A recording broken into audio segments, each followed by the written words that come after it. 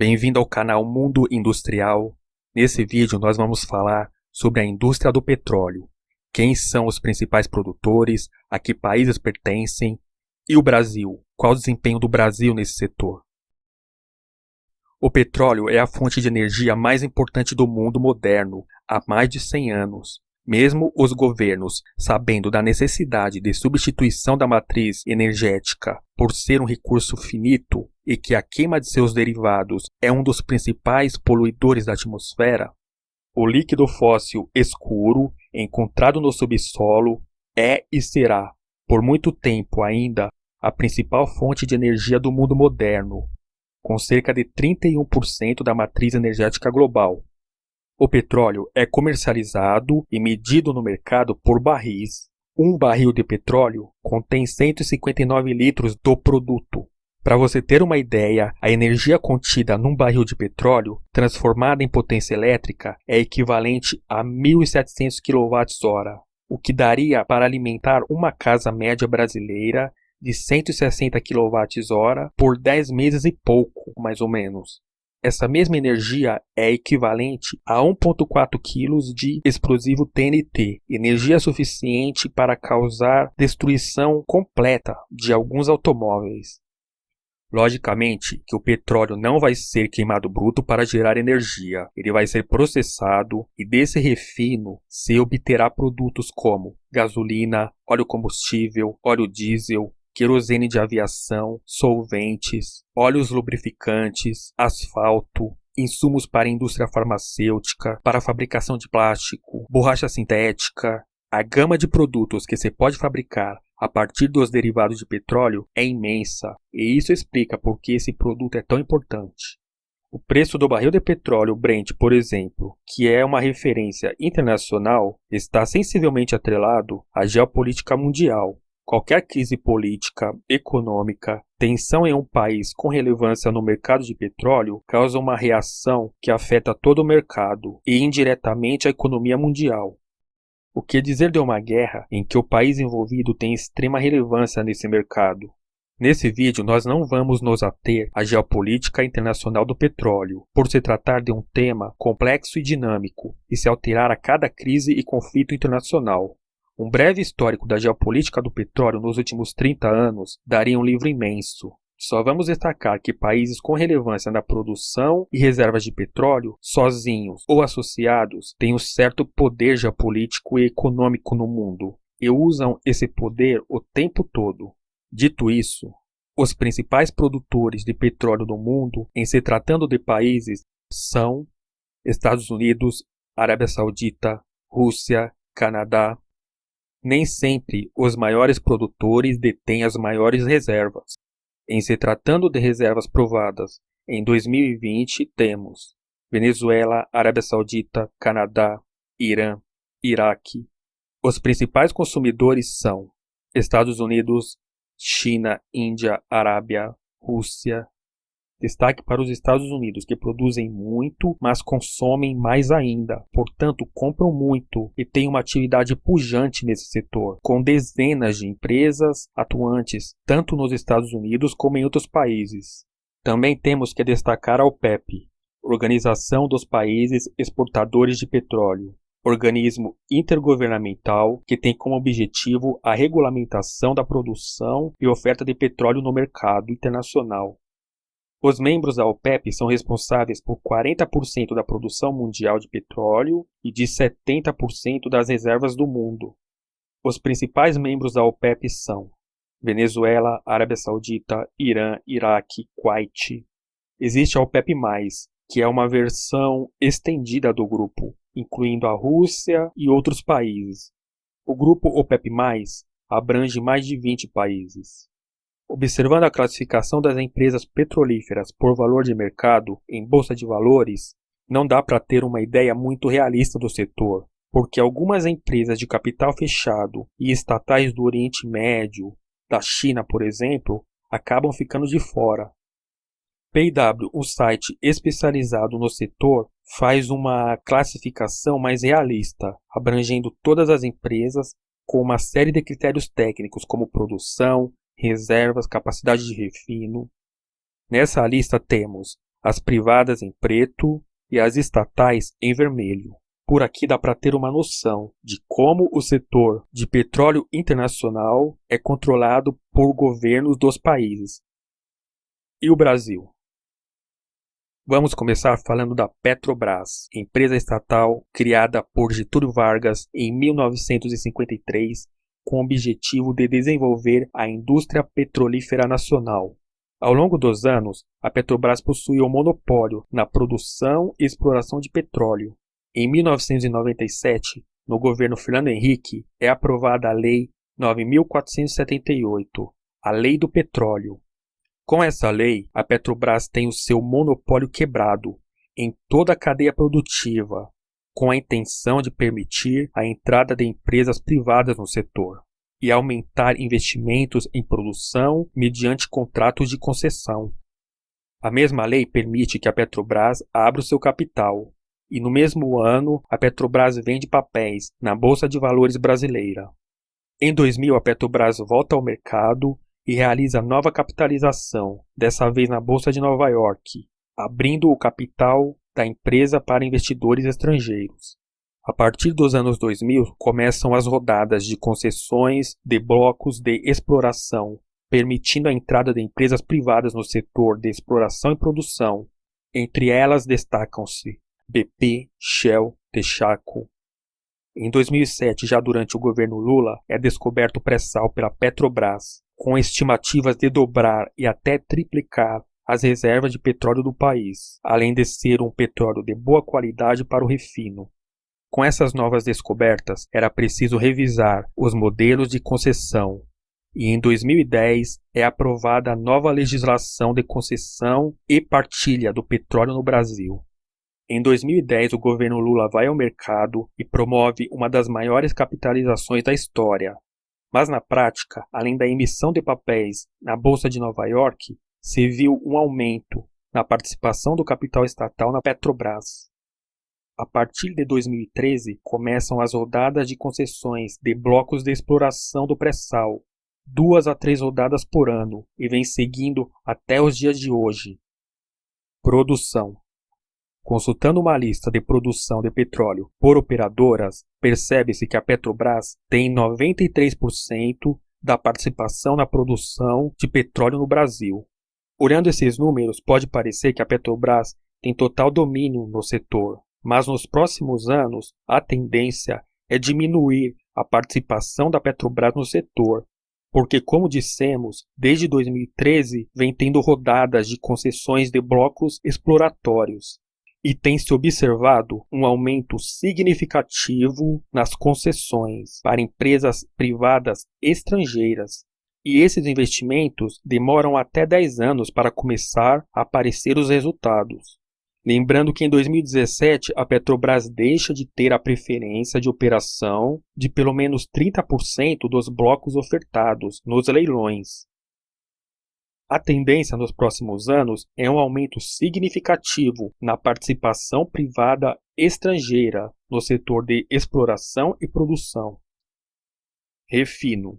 Vamos falar sobre o refino de petróleo nesse vídeo e nos próximos, quando falarmos dos derivados de petróleo. Porque ninguém usa petróleo bruto, e sim seus derivados, oriundos do refino. O Brasil tem 19 refinarias, conforme essa tabela divulgada pela própria ANP. Em verde, nós destacamos as refinarias da Petrobras. Em vermelho, as vendidas pela Petrobras. E em laranja, as privadas. A capacidade diária média de refino no Brasil em 2021 foi de 2,4 milhões de barris por dia. Já o refinado diário médio em 2021 foi de 1,8 milhões de barris por dia. Note que o Brasil refina abaixo da capacidade de refino. Desses 1,8 milhões de barris refinados, 1,6 milhões são de petróleo brasileiro e 164 mil de petróleo importado. A média de produção diária de petróleo em 2021 foi de 2,9 milhões de barris dia, muito além da capacidade de refino. Nota-se também que a Petrobras exporta o petróleo excedente e também importa uma parte de petróleo estrangeiro para compor o condensado que vai ser usado nas refinarias. Isso acontece porque parte do petróleo brasileiro é do tipo pesado, não tão próprio para as refinarias brasileiras. Então, o Brasil exporta o petróleo mais pesado e o excedente e importa um petróleo mais leve. O fato, como se observa no setor de refino, e pode-se ver por essa tabela, é que as refinarias brasileiras são antigas e insuficientes. Não acompanharam o ritmo de exploração e produção. Para você ter uma ideia, os Estados Unidos produzem 13 milhões de barris e têm capacidade de refino de 18. China produz 4 milhões de barris e tem capacidade de refino de 14. O Brasil já produz na casa dos 3 e tem capacidade de refino de 2,4 e ainda subutilizado. Há uma necessidade latente de décadas de se investir na construção de novas refinarias no Brasil. A partir dos anos 2000, os governos do PT investiram bilhões através da Petrobras na tentativa de construir novas refinarias no Brasil. A Abreu Lima, em parceria com a estatal venezuelana PDVSA de Hugo Chávez, que desistiu no meio do caminho e deixou a Petrobras na mão com todo o custo do projeto. O projeto e obra foram mal orçados, com o custo da obra saindo muito mais caro do que o previsto, e no decorrer da obra foram apuradas denúncias de corrupção, propinas, desvios, etc. No final, a obra ficou pronta, custando 8 vezes mais do que o previsto e com metade da capacidade prevista. O Comperd, no Rio de Janeiro, anunciado como um dos maiores empreendimentos da história da Petrobras, também com o custo muito além do previsto inicial, se mostrou inviável economicamente no decorrer do tempo, e com todas as mazelas de uma grande obra no Brasil: superfaturamento, corrupção, propinas, desvios. Hoje se encontra parado, enferrujando, causando prejuízos bilionários ao país. Essas tentativas desastrosas de se construir refinarias pela Petrobras acabou incentivando os governos recentes a não investir em refinarias. Ao contrário, se livrar delas. A Petrobras já colocou à venda Abreu Lima, Presidente Getúlio Vargas e Alberto Pasqualini, além de Mataripe com a venda já concluída e Clara Camarão em fase de conclusão. Lembrando que a Petrobras, nos últimos anos, já vem vendendo ações, ativos, a BR Distribuidora, a Gaspetro, a Liquigás, a participação em campos de exploração. Ela vem sendo privatizada aos poucos, mas ainda assim é uma empresa gigante. O próprio Bolsonaro já manifestou o desejo de privatizar a Petrobras, mas reconhece que não é um processo fácil, ainda mais em um cenário político eleitoral imprevisível e instável que o Brasil vai passar no final de 2022 com as eleições. 5 motivos para privatizar a Petrobras e 5 motivos para não privatizar a Petrobras ou fortalecê-la mais. Motivos para privatizar a Petrobras. A privatização da Petrobras e total abertura do setor vai atrair mais investimentos, aumentando a capacidade de produção, aumentando a capacidade de refino, modernizando o setor e fazendo o Brasil alcançar a autossuficiência no refino. O monopólio estatal do passado e as ingerências políticas na Petrobras inibiram o investidor estrangeiro do setor, que ficava com medo de investir no setor privado de petróleo no Brasil e ter que concorrer com uma estatal gigante que subsidia seus preços. Já um setor totalmente privado aumentaria a concorrência, eficiência, diminuindo custos e, consequentemente, preços.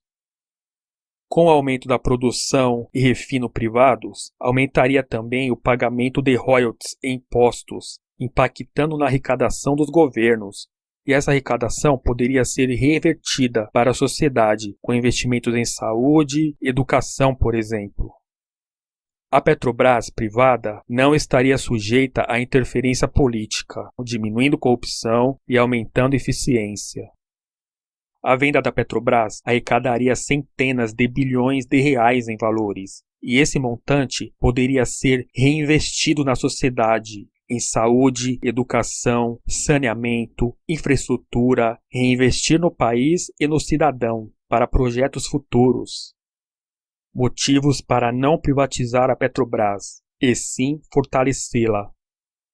O setor de petróleo e gás é extremamente estratégico para o país, e o petróleo é usado como arma geopolítica no cenário internacional, tanto que das 20 maiores petroleiras do mundo, 14 são estatais, com capital ou parte do capital estatal, controladas direta ou indiretamente por governos dos países. O aumento de empresas privadas não necessariamente resultaria no menor preço dos derivados de petróleo, porque as empresas privadas iriam adotar preços do mercado internacional. Como a maior parte das empresas privadas que entrariam no Brasil são estrangeiras, o lucro dessas empresas seria remetido para o exterior, além da tecnologia desenvolvida. Também seria por estrangeiros, com brasileiros tendo acesso somente à parte operacional do negócio. No mundo de hoje, com tantos conflitos entre países, o setor de petróleo se tornou totalmente imprevisível, e a Petrobras, se bem gerida, poderia, sim, servir de escudo para os brasileiros em momentos de crise que virão. O setor de exploração e produção tem se mostrado muito lucrativo nos últimos anos, pagando milhões em dividendos aos seus acionistas. A Petrobras tem capacidade de criar um caixa, um fundo para subsidiar os brasileiros em momentos de crise, ainda mais em um país extremamente dependente do transporte rodoviário para compor os seus custos. A Petrobras é líder em tecnologia de exploração em águas profundas. Já ganhou por 3 vezes o Oscar da indústria de petróleo. Empresa com tecnologia desenvolvida no Brasil e por brasileiros, se bem gerida e planejada, ela tem potencial para estar entre as 3 maiores empresas do mundo no setor. E você, o que acha que tem que ser feito com a Petrobras? Privatizá-la ou fortalecê-la como estatal? E como o Brasil deve projetar o seu futuro energético? Lembrando que existe uma relação direta entre consumo energético e desenvolvimento de uma nação. Se você gostou do conteúdo, se inscreva no canal, comente, compartilhe, faça sua observação. Assim você estará ajudando a gente a fazer mais conteúdos. Obrigado a você que assistiu até aqui e até a próxima.